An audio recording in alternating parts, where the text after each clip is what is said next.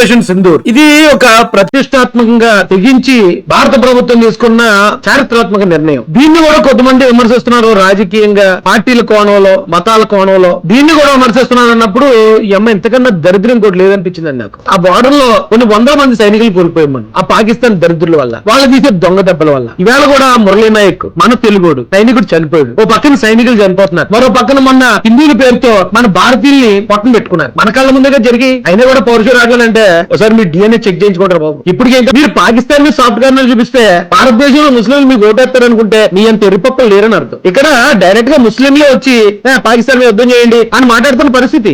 కొంతమంది కొన్ని పార్టీల దోలతో ఏం చేస్తున్నారంటే పాకిస్తాన్ కి టైంలో సపోర్ట్ చేస్తే ఇక్కడ ఉన్న ముస్లింలు మనం ఓటేస్తారు అనుకున్నారు, కానీ ఇక్కడ ఉన్న ముస్లింలు కూడా మిమ్మల్ని ద్వేషిస్తారు, మిమ్మల్ని చీ కొడతారు, మిమ్మల్ని అసహించుకుంటారు. ఈ సమయంలో ఎవడైనా సరే ఇప్పుడు ఎవడైతే విమర్శిస్తున్నాడో ఫేస్బుక్ ఖాళీ కదా, ఫ్రీ కదా, యూట్యూబ్ ఫ్రీ కదా, మా పనికి మళ్ళీ శారీజం అంతా చూపిస్తాం, దీన్ని మళ్ళీ ఏదో ఒక పోరాటం కింద, ఒక సిద్ధాంతం కింద. ఏం దరిద్రం బాబు ఇది. పార్టీలు మనం ఎప్పుడు ఉంటాయి, పార్టీలు ఉంటాయి, నీకు నచ్చకపోతే ఓటేకు, నచ్చితే ఓటేయి. కానీ పక్క దేశం వచ్చి ఈ దొంగనాగొడుకులు వచ్చి మనం చంపేస్తుంటే తొక్కి పారైనా అనకుండా ఏదో నీతులు చెప్తారేట్రా.